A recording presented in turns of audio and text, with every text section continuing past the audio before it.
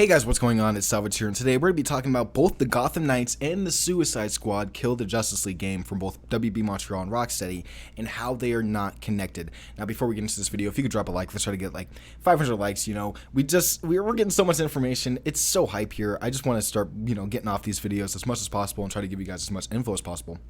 And the first piece of information that we have here is that, yes, these games are actually not connected, which we initially thought they would be from leaks from not only, random Reddit leaks, but also Jason Schreier, I'm pretty sure, said that they wanted to make a gaming universe here, and that's not what happened. I mean, technically, it kind of did happen because the Suicide Squad game is connected to the Arkham games, which is completely out of left field. I didn't really expect that. Out of all these games, I thought Gotham Knights would.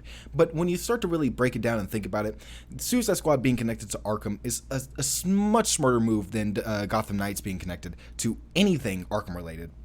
Because Rocksteady really is the godfather of the Arkham games. They're not, the ones that, or WB Montreal is not the ones that made that trilogy and really made that game what it is. They didn't make Arkham Asylum what it really was. They made Arkham Origins, which was basically just the ugly stepchild of the other Arkham games. So for WB Montreal, it wouldn't really make sense to continue an Arkhamverse whatsoever. They've already done their part. They already kind of did what they needed to do for that universe, which was just show the origins of Joker and Batman's story.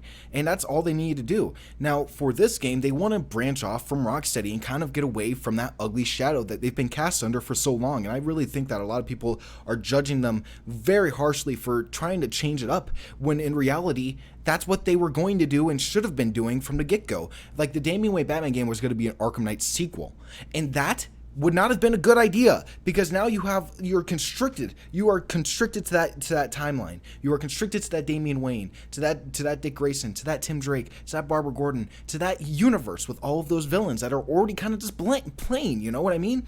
Mr. Freeze. You can't really do Mr. Freeze in a post Arkham Knight game, because he's gone with his wife. His arc's already completed. If you bring him back, you're cheapening the Season of Infamy's ending for his thing, in the Arkhamverse at least. But now that you're bringing him back in a new universe, you don't need to be constricted by him leaving with his wife on a boat to nowhere. You know what I mean? You don't have to constrict him to Arkham City and Arkham Origins lore. You can actually do something more interesting with him, and that seems like that's what they're doing. I think that with the Arkhamverse, there's a lot more to explore, and I think Rocksteady kind of teased that, because in, of course, Arkham Knight, you look at all of the posters, there's, Ferris Small, which is referenced Green Lantern, and Green Lantern looks like he's going to be in the Suicide Squad game as a character, maybe. You also have the Keystone references, which, I mean, we might be getting a Wally West Flash instead of a Barry Allen Flash, especially if it's going to be in Keystone, which is very interesting.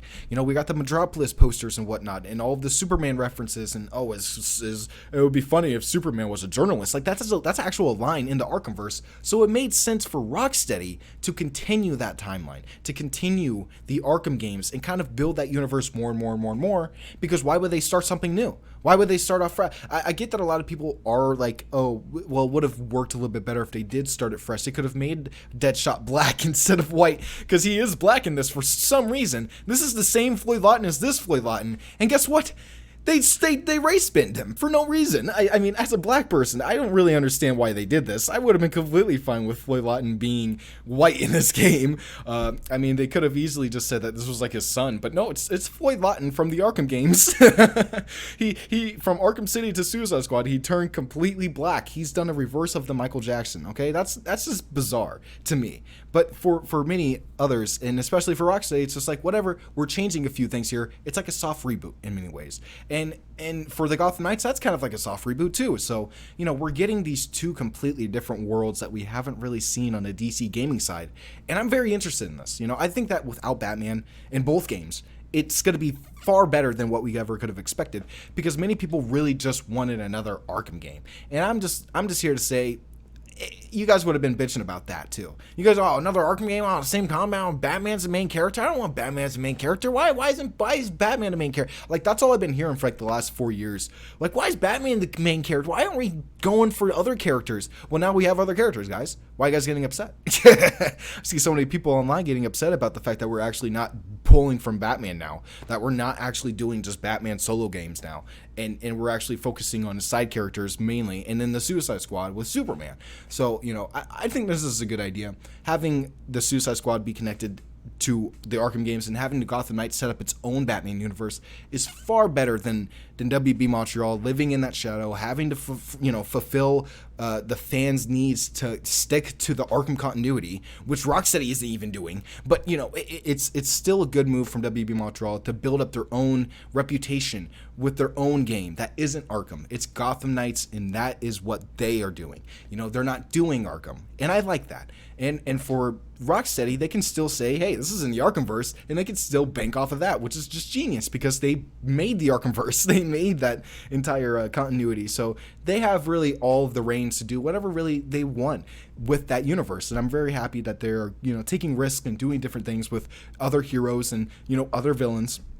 We've never seen Captain Boomerang. We've heard that he was in this universe, but that was in Arkham Origins. So does that even count? We know that, Deadshot is not usually, we know King Shark's in here. That could be tied into Aquaman. There's many things that they can do with the Arkhamverse still, but if they were constricted, if WB Montreal had to fit the Arkham continuity, then it would have messed with Rocksteady's game, because now they're doing their own, they're doing their own game and with their own separate continuity. So it makes sense why they're not connected. I'm very happy that this is the case. A lot of people are very confused, and it's just like, it's not that confusing, guys. None of the characters in Gotham Knights resemble whatsoever any of the characters in Arkham Knight or any of the Bat family characters in any of the Arkham games. Like, there's no resemblance, none whatsoever. So there shouldn't be this much confusion. If anything, people should be more confused about why Floyd Lawton is black now. That's what people should be confused about. Not why is Barbara Gordon walking now and why is Batman dead and blah blah blah. No, that's just a separate universe. Okay, they're doing their own thing. Yeah, Batman died again in the gaming universe. So what? Either way, they're very interesting stories. I cannot wait to see what's happening. Tell me what you guys think in the comments below. Are you guys happy that they're not connected? Are you guys happy that the Suicide Squad is connected to Arkhamverse? Or do you think that they should have connected the new Batman game, this Gotham Knights, to, of course, the Arkhamverse? Tell me in the comments below. Don't forget to like, comment, subscribe for more Suicide Squad and Gotham Knights videos, and even Spider-Man Miles Morales videos and Avengers videos when that game comes out next week or in 2 weeks. So yeah, thank you guys for watching, and I'll see you guys in my next one. Peace out.